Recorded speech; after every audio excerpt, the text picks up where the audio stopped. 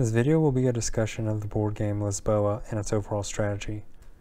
This game has multiple interacting systems of resources that you have to efficiently manage as a player. On any given turn, you are picking between visiting nobles or playing cards to your portfolio.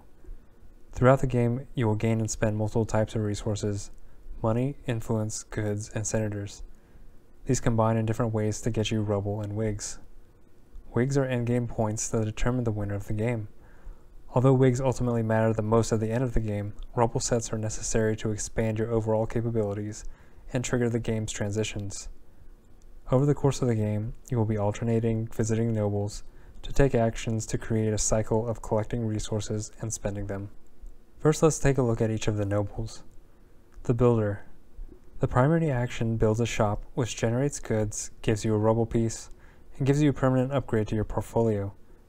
Building a shop costs money, which is dependent on the distribution of rubble pieces, as well as the treasury level. At the end of the game, the person with the most shops of each resource type scores additional wigs. The secondary actions are obtaining a blueprint, which is needed to build a public building, or gaining senators. Senators are spent to build a public building, and also play a factor in how much influence it costs to visit a noble. The Marquis. The primary action obtains a decree, which is worth wigs at the end of the game. The top secondary action is to build a ship, which generates influence and allows players to sell goods. Building a ship also costs goods. The bottom secondary action generates goods from the shops you have already built. You can sell goods to gain more money, build a ship, or use secondary actions from nobles when you play a card to your portfolio. The King. The primary action builds a public building, which are worth wigs at the end of the game, for the person who has placed the most senators into public buildings. Public buildings gives you 2 rubble pieces and determines how many points each individual shop is worth. The top secondary action moves the cardinal. Moving the cardinal does 3 things. First, it allows you to obtain permanent upgrades that can combine to give powerful increases to your resource efficiency.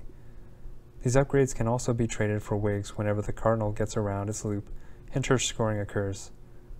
The second benefit of the cardinal is to increase your influence equal to the value of your portfolio. Third, the cardinal increases the treasury tile, which makes building shops cost more and makes visiting nobles cost less influence.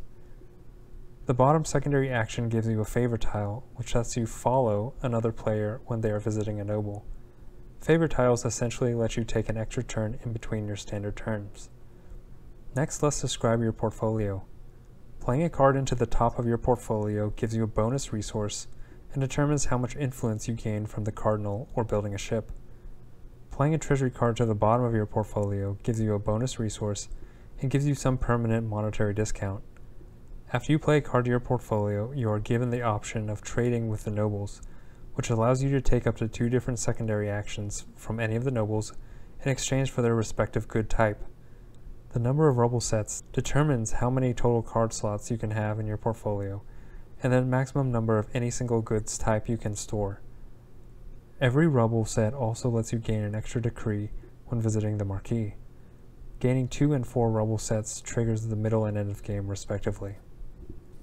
After this overview, it's important to notice that the main action of each noble costs resources and increases your ability to score wigs at the end of the game.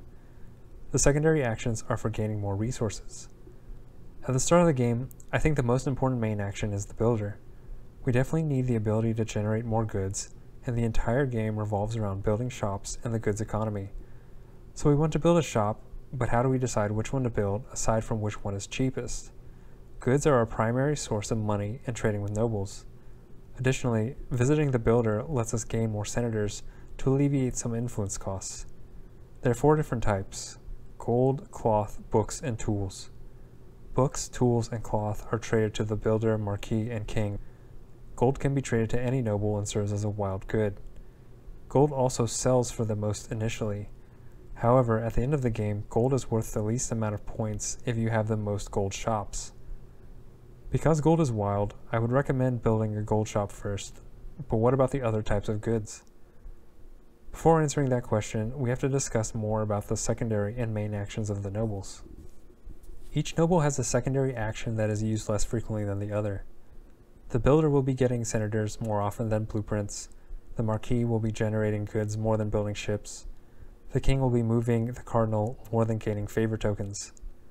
The two secondary actions I would use consistently if I'm playing a card to my portfolio is moving the cardinal and gaining senators. These two secondary actions play more towards influence efficiency as well as getting clergy tiles. The other important secondary action I skipped over was the generate goods action in the marquee. The marquee's main action does not require additional resources outside of influence and can therefore be visited as a main action more consistently with a favor token. I would recommend getting some decrees early, since early decrees are beneficial because they give you goals that affect how you place shops and buildings. You can get late decrees, but at that point you'll be trying to find decrees that fit what you have already done, rather than making choices that maximize the wigs you earn with decrees you already have. Because decrees are such a huge source of wigs, I think you should visit the marquee enough to access his secondary actions this way. This also leads into discussion of the favor tokens.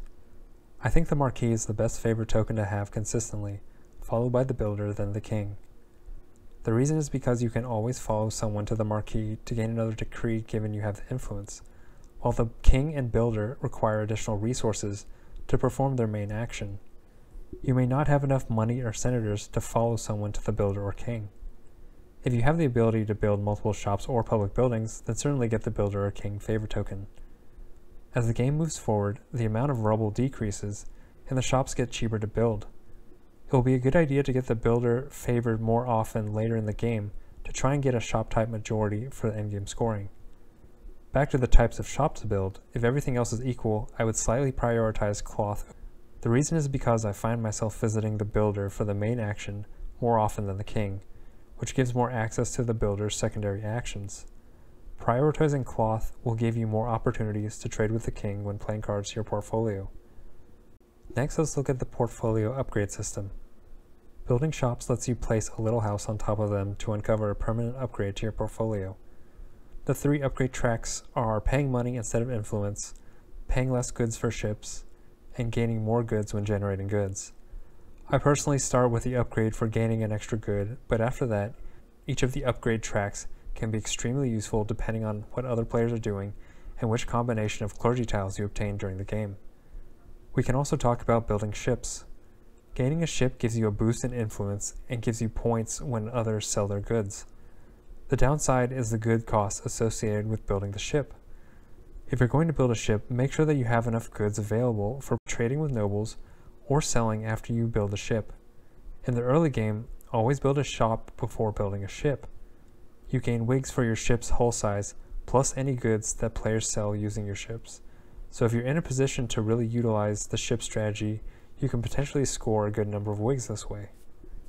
Given everything I've talked about, my strategy for the game usually starts with getting enough money to build a gold shop, then visiting the marquee to get a decree and generate goods. Afterwards, I will visit the king to build my first public building, to hopefully finish my first rubble set, as well as pick up a clergy tile. Throughout the game, I will try to find a good combination of treasury cards and clergy tiles to be as efficient with resources as possible. When I visit the builder, I'll pick up a blueprint if I need one. When I visit the king, I'll pick up a favor token, usually prioritizing the marquee's favor. When building shops, I will try to buy the cheapest plots of land while diversifying the types of shop I have, prioritizing cloth, then books, then tools. Obviously, these are not hard and fast rules. Sometimes you will take one of the other secondary actions because it flows better into your next turn, or maybe take a different favor token because you need to double up turns at a different noble than the marquee. Or maybe building a tool shop that gives you the exact bonus you need for a next turn. Additionally, your choice of portfolio upgrades may skew your decision making to prioritize shipbuilding when the opportunity presents itself. Depending on my resource situation, I will alternate between actions to most effectively gain and spend money for more shops. Try to gain senators when possible so you have reasonable influence costs when visiting nobles. If you have senators out in the courtyard, take the time to build a public building. If you know another player needs to visit a builder or king, put extra senators in there to increase their influence costs. Rubble sets are important to keep up with other players, but there's no rush to trigger the different game's transitions. Try to think about how your current turn affects your next turn and act accordingly. This game has multiple complex interwoven systems of resources. Although I've provided some guidelines, I would encourage you to find a playstyle that adapts to the board state and plays the way you find most effective. Hopefully this discussion of the game's mechanics gives you an overall idea of how each of the resource systems affect each other. There are multiple paths to victory in any given game, so you can develop your own approach to strategy. Thanks for watching, and I'll see you in the next video.